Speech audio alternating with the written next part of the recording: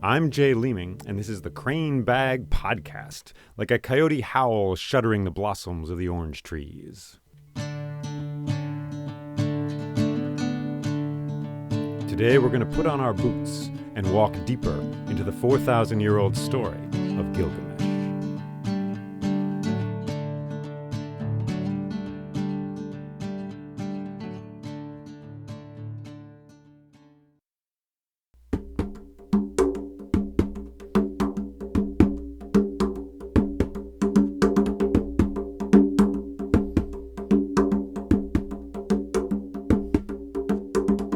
We remember Gilgamesh, the great king of the city of Uruk.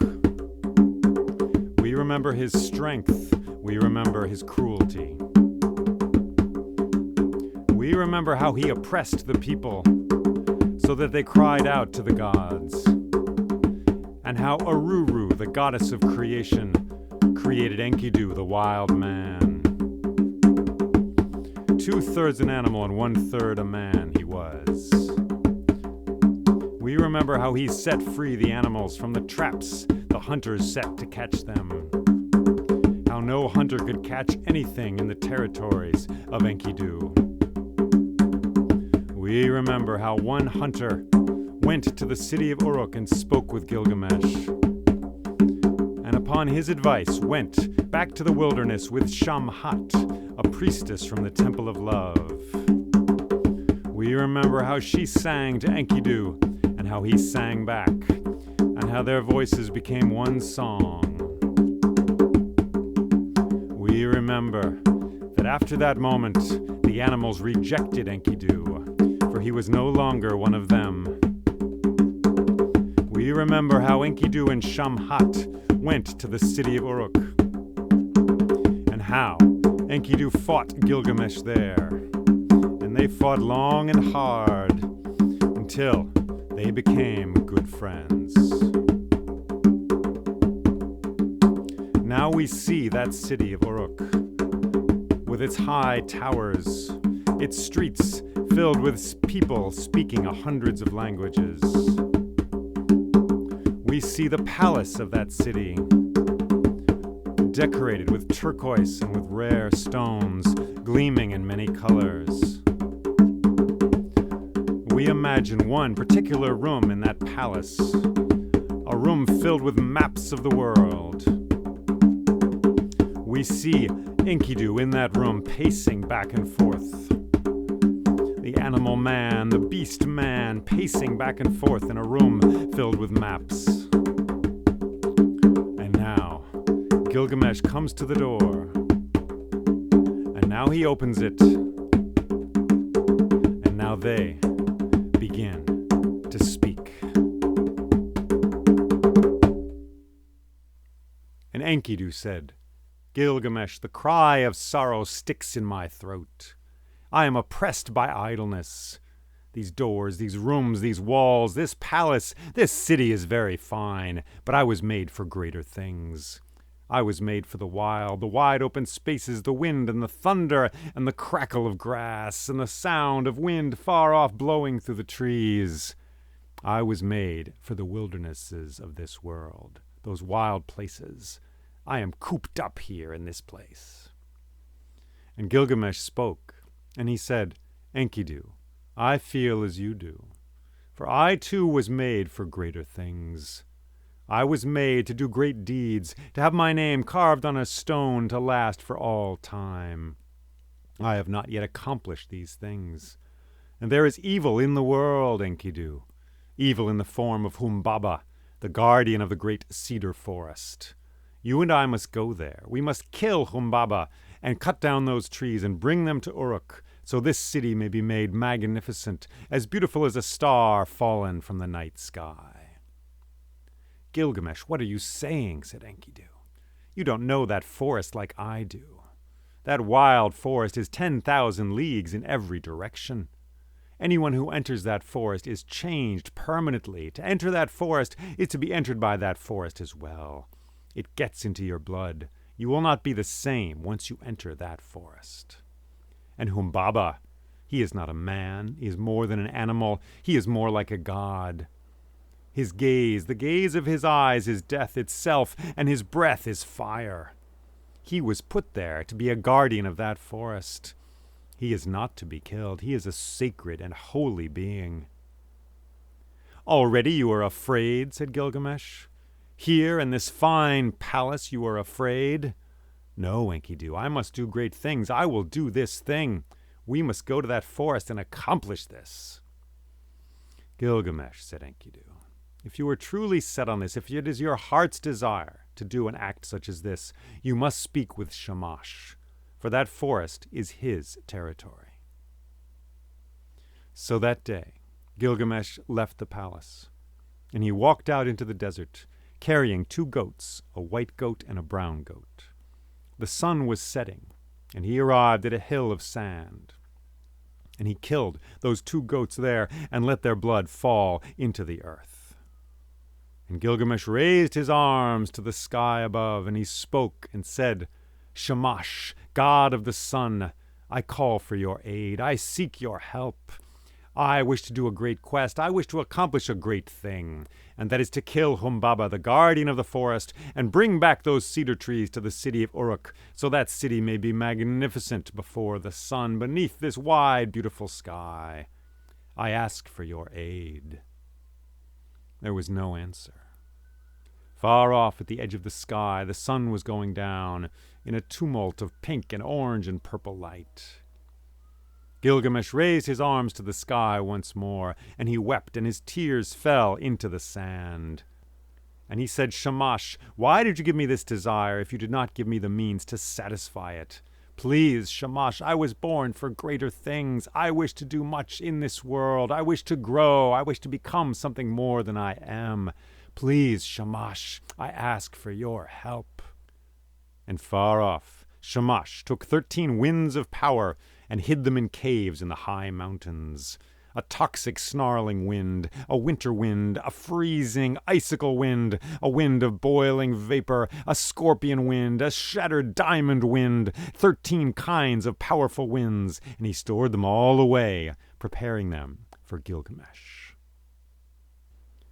And then there was a clap of thunder, and he spoke, and he said, Gilgamesh, in your hour of need, I will help you.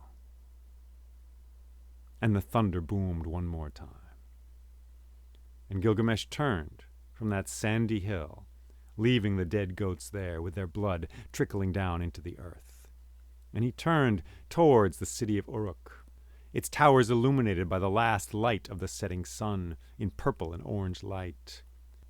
And he began to walk back towards Uruk. And when he arrived, the people of that city were preparing to sleep. But Gilgamesh went to the workshop of the blacksmiths, the royal forge, and there he commanded them to make weapons, to create weapons for himself and for Enkidu, and they set to work. And their forge flashed and groaned and crackled in the darkness. As all of Uruk slept, the blacksmiths worked all night long, fashioning weapons for Enkidu and for Gilgamesh.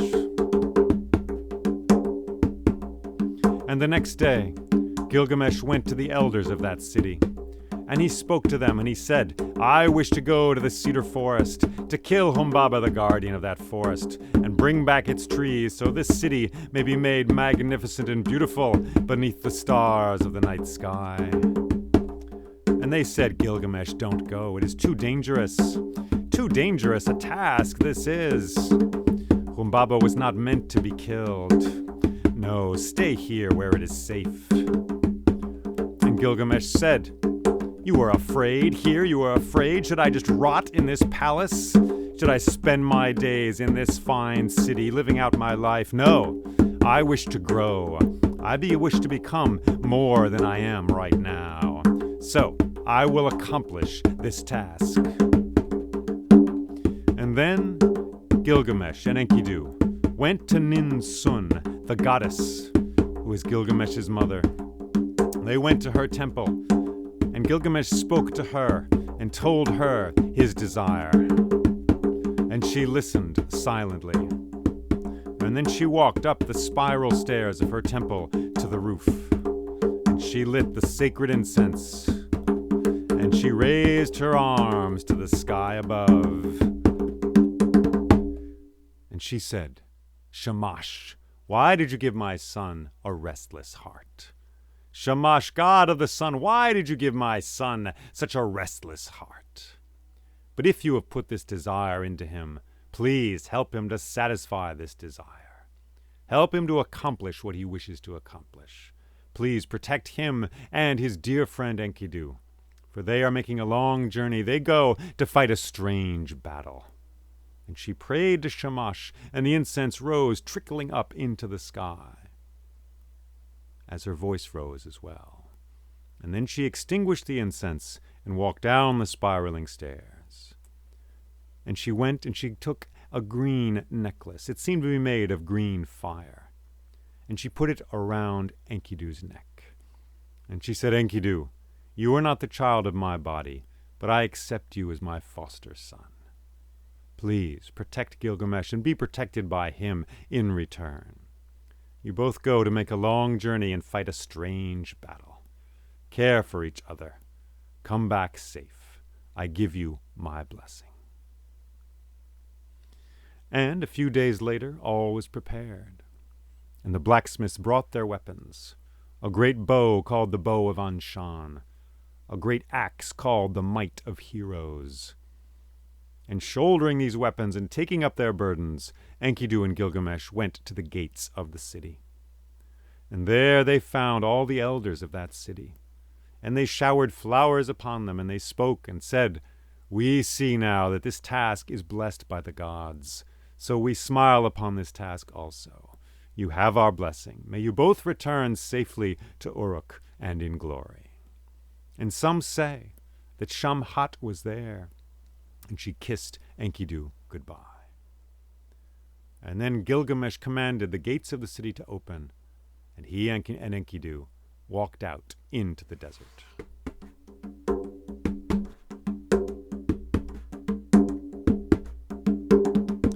And that first day, they traveled farther than two normal men would travel in a week. And then they slept beneath a scrubby tree there in the desert. And the second day, they traveled also as far as two normal men would travel in a week. So before long, traveling in this way, they crossed the desert and came to the scrublands. They passed the huts of the shepherds, where Enkidu had been very merry some time before. They passed the hut of the hunter, the one who had seen Enkidu at the watering hole. They passed the watering hole itself, the one that Enkidu had once drunk from, its water still clear and cold. They went deep into the wilderness, and day by day they entered the foothills of the great mountains. And some time later, they came at last to the place that men call the Gate of the Forest. Two immense boulders at the top of a hill. And between those boulders, all you can see is mountains, misty green mountains extending as far as the eye can see.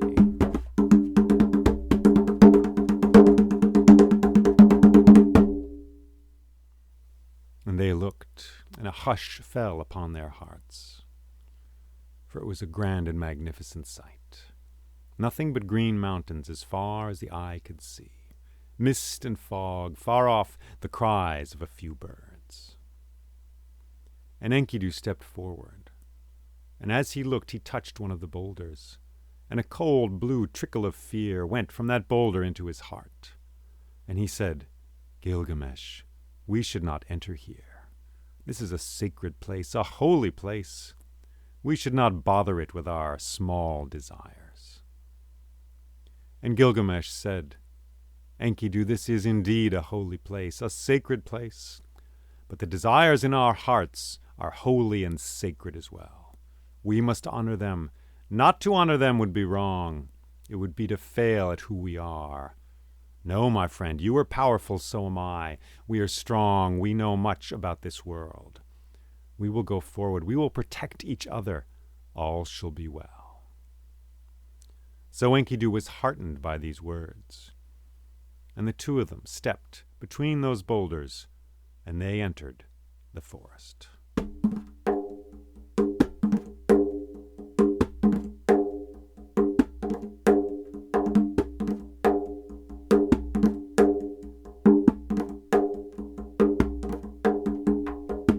That first day, they saw a golden snake beneath a brown rock. They saw a cloud of blue butterflies. They saw ferns taller than themselves. They saw many things. And when the sun began to go down, they made their camp on the side of a mountain. And Gilgamesh dug a hole in the ground, and he poured water into that hole as an offering to the underworld. And he said, "Spirits of this place, gods of this world, send me a favorable dream." And Gilgamesh dreamed. As the sky blazed with stars, Gilgamesh dreamed. And he dreamed of a field of long grass, and there was a black bull in that field. And the bull began running, trotting this way and that, as though it was pent up, though there were no walls in that place. The bull went fast. It snorted this way and that. It came straight for Gilgamesh. Gilgamesh jumped. He grabbed the bull by the horns. He rode that bull as one might ride the wind. To the east, to the west, the bull stopped and tried to throw him from its back, but failed. It stopped a second time, and then it twisted its backbone, and it flung Gilgamesh away into the air, and he awoke. It was morning. The birds were singing their first songs. And he told his dream to Enkidu. And Enkidu said, "Gilgamesh, this is a good dream. For this great bull you have dreamed of, this is Shamash, your protector. He watches over you by night, by day. He watches over you. He is dangerous, yes, but he will take you on a long and beautiful journey. This is a good dream." And so they set out, walking deeper into the forest.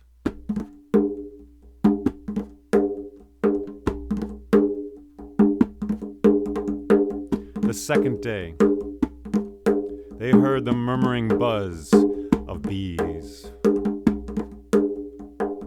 They saw strange green flowers. They saw a waterfall shimmering down into a black lake. They saw mushrooms that seemed to glow. They saw red beetles and water sliding over crystal rocks. And at the end of the day, when the sun began to go down, they made their camp beside a creek. And once again, Gilgamesh dug a hole in the ground and poured water into it as an offering to the underworld. And he spoke and said, "Spirits of this place, gods of this world, send me a favorable dream." And Gilgamesh dreamed.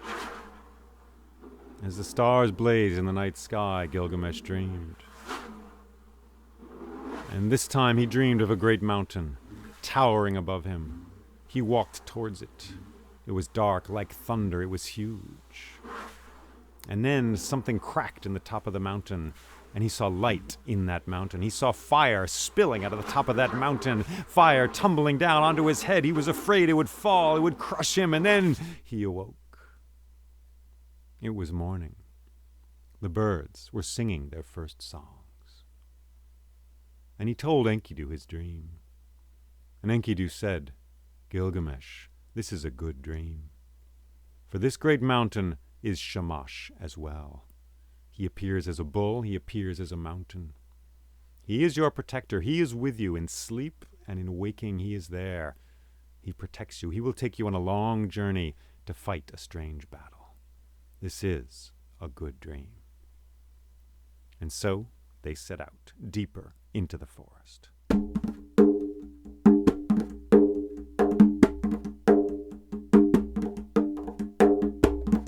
The third day,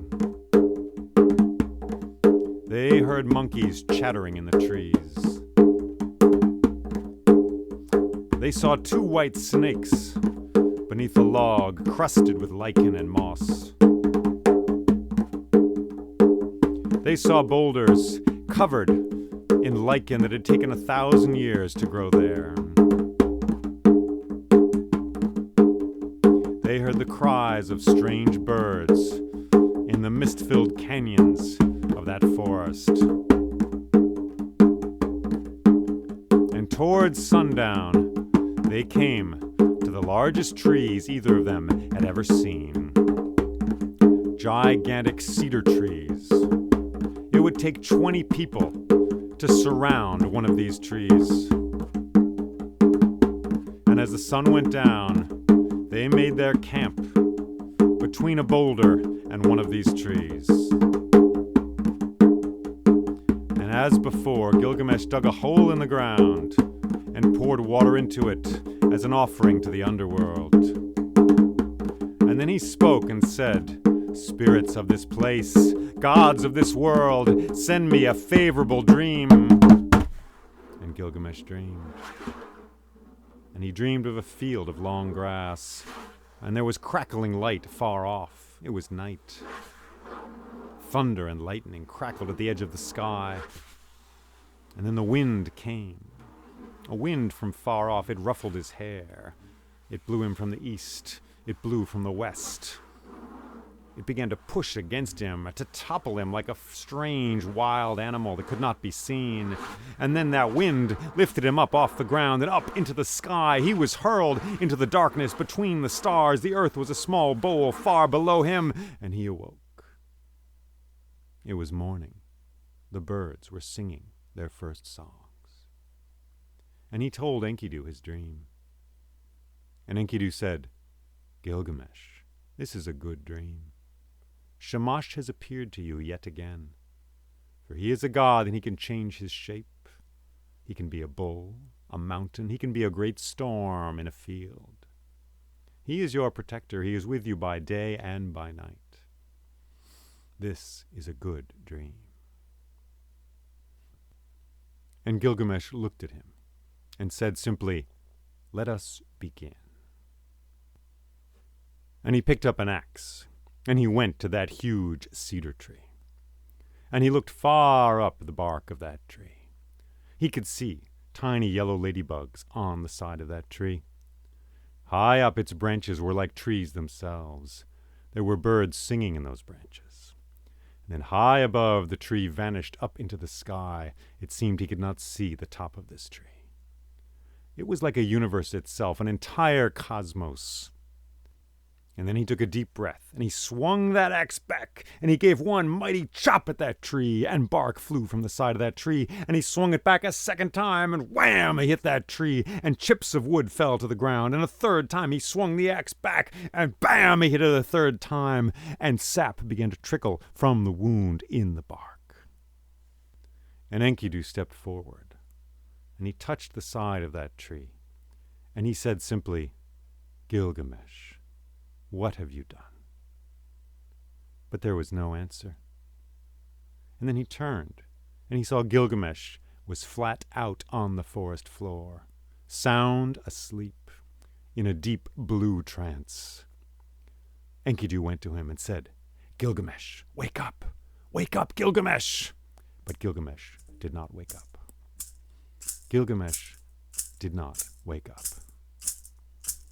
Enkidu shouted again, "Gilgamesh, wake up, wake up!" But he was out cold. Some strange blue sleep was moving through his bones.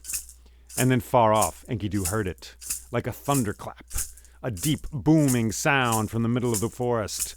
It came. And in another time, it shattered through the ground. These were the footsteps of Humbaba coming closer. Gilgamesh, wake up! Gilgamesh, wake up! But he would not wake up. And then, suddenly the air was filled with birds, swarms of birds swirling in the sky. They were the spies of Humbaba, crows, ravens, eagles, and hawks. They roosted on his shoulders, and they flew far out across the world, and saw what they saw, and they reported back. So the sky became dark, and there were shadows over the ground, and Enkidu looked, and he saw these birds, and the birds saw him, and saw Gilgamesh, and then they swirled back to the shoulders of Humbaba far off. Gilgamesh, wake up! Wake up, said Enkidu, and he shook him this way and that, but he was out cold. He was sleeping like a stone sleeps. And then, far off through the trees, Enkidu saw rainbows walking through the trees. For Humbaba has 7 rings of fire around him, each one a different color of the rainbow. And that is the first thing you see when Humbaba comes. It was like a rainbow walking through the trees, through the depths of the forest. And there came a mighty roar from far off. And Gilgamesh was still out cold, and Enkidu shouted and said, wake up, Gilgamesh, wake up! And far off, the thunderous stomping of Humbaba's feet was coming closer, and Enkidu shook Gilgamesh one more time, wake up, Gilgamesh, wake up! And Gilgamesh awoke. And Gilgamesh said, I fell asleep, what is happening? And Enkidu said, Humbaba comes, quick, grab your weapons! And they scrambled up, and they grabbed their bows and their spears, and then far off they saw him coming, Humbaba, through the forest, and he spoke and said, what pitiful swamp rats have come to bother my forest? This is a holy and sacred place. I will crush you! And he breathed out, and green fire came seething through the air towards them. And they jumped as quick as thought behind the boulder, and the air shuddered with the sound and shrieking sound of those flames. And it ate up all the air. They could barely breathe, but not a leaf on any tree or bush or grass was hurt. Still, the boulder became hot. It was white hot. And then the flames died down, and Gilgamesh jumped out from behind that boulder, and he took out his bow, and quick as thought, he fired 20 arrows into the chest of Humbaba. And just like that, but Humbaba just knocked them aside, and he laughed at them and said, I will crush you, you pitiful swamp rats! How dare you bother this place with your pitiful desires? And he breathed out blue fire, and it came shrieking through the air, and the two of them jumped once again behind that boulder, and the blue fire seethed and snarled around them. The boulder cracked and creaked with the strain of that heat. And then Enkidu jumped out from behind the boulder, and he took a spear, and he threw it through the air towards Humbaba. Thunk! It hit him right in the chest. But Humbaba just grabbed that spear, twirled it around, and threw it, whistling back through the air. It went over their heads and straight into that boulder, shattering it into 1,000 pieces. They had nowhere to hide, and Humbaba stepped forward, roaring as he came like a great wind, and he fixed upon them his eyes and his gaze, which is death itself. And Gilgamesh felt his feet begin to turn to stone, and then his arms, and then his legs, and his knees, and his hips, his chest, his fingers were knotting up. He could hardly move. He was being paralyzed inch by inch, and soon it was coming to his throat. His eyes could not move. He was staring, and then he squeaked out, Shamash, help me. And then a wind came from far off. From the east, a great thunderous wind came and pummeled Humbaba from that side. And then another wind, a wintry, freezing wind, came from the west side, and from the north and south. 13 winds came, scorpion, slashing, snarling winds of tornadoes and hurricanes, and the ruinous depths of the bottom of the sea, winds like stars unleashed from their orbits. And Humbaba was pummeled from either side. He began to sway this way and that. And Gilgamesh yelled to Enkidu. He said, Enkidu, we must run. He is a holy and sacred being. You were right. Let us run. And Enkidu said, no. If you wish to kill him, now is your chance. If we wish to do great things, this is your chance. Kill him now. And Gilgamesh, heartened by these words, took hold of his axe, and he flung it through the air, right into the chest of Humbaba. And Enkidu followed with a spear that went deep into his shoulder, and with a mighty cry, Humbaba fell and crashed to the ground, and the dust went up, and they ran towards Humbaba. And he was severely wounded, but he was not dead. And he spoke. Humbaba spoke, and he said, Mercy, mercy, Gilgamesh. And Gilgamesh spoke to Enkidu and said, we must leave, we must run. He is a sacred being. We are not meant to be here. No, said Enkidu. Kill him now. If you want to do great things, have your name carved on a stone for all time. This is your one chance. And Humbaba spoke and said, "Enkidu, I curse you. You wild man, you will die soon. You will be dragged down to the house of death in the underworld. Feathers will sprout from your shoulders, and you will eat dust and clay in the bottom of this world. You will die horribly. Sickness will plunge through your body. I curse you, you wild man." And with that, Gilgamesh took his axe, and he cut off Humbaba's head.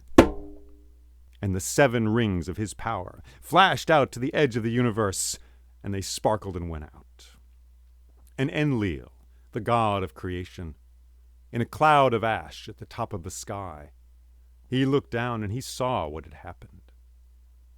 And pondering these things, he said simply one word, and it was Enkidu. And then he wrapped himself up in those ash clouds, and he went off to call all the gods to council. And down on earth, Gilgamesh and Enkidu wasted no time.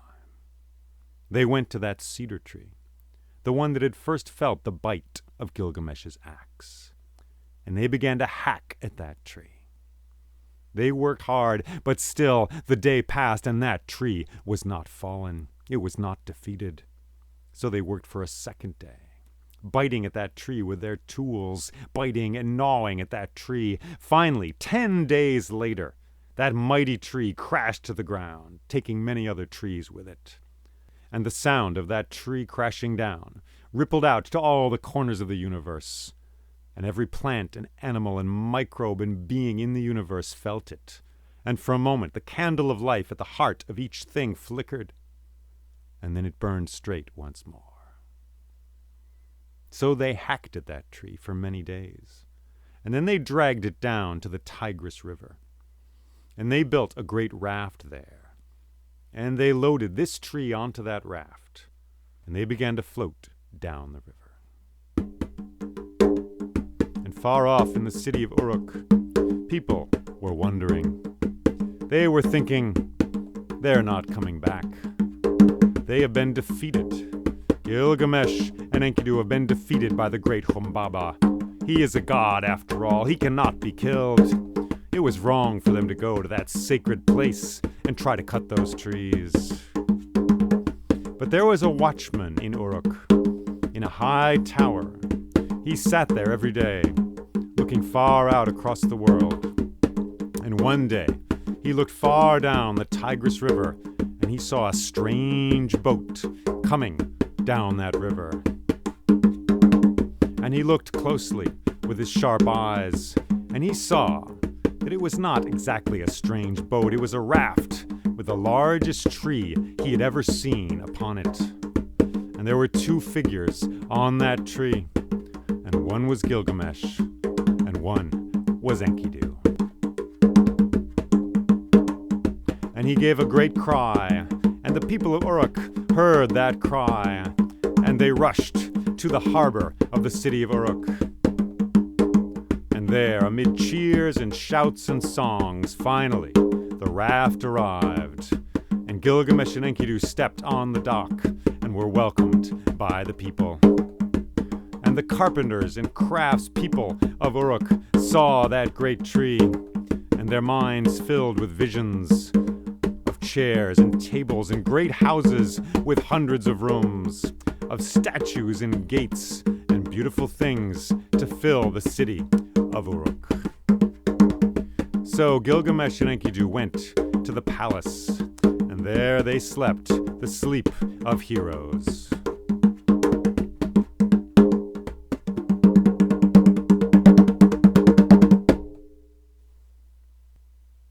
And the next morning, a man walked towards the palace of Uruk. He was a stone carver, and he went to his workshop in the palace. And there was a great and beautiful stone there. One side of it was polished smooth. And in this man's head there was a poem written by one of the court poets. Words of luminous beauty, praising Gilgamesh and Enkidu for their great feat, describing how they had killed Humbaba and brought back the trees from the great cedar forest to the city of Uruk to make that city beautiful and magnificent beneath the stars and the sun. So this man remembering this poem and the words of this poem, took his hammer and his chisel, and he placed them on the rock, the great stone, and he began to carve the name of Gilgamesh.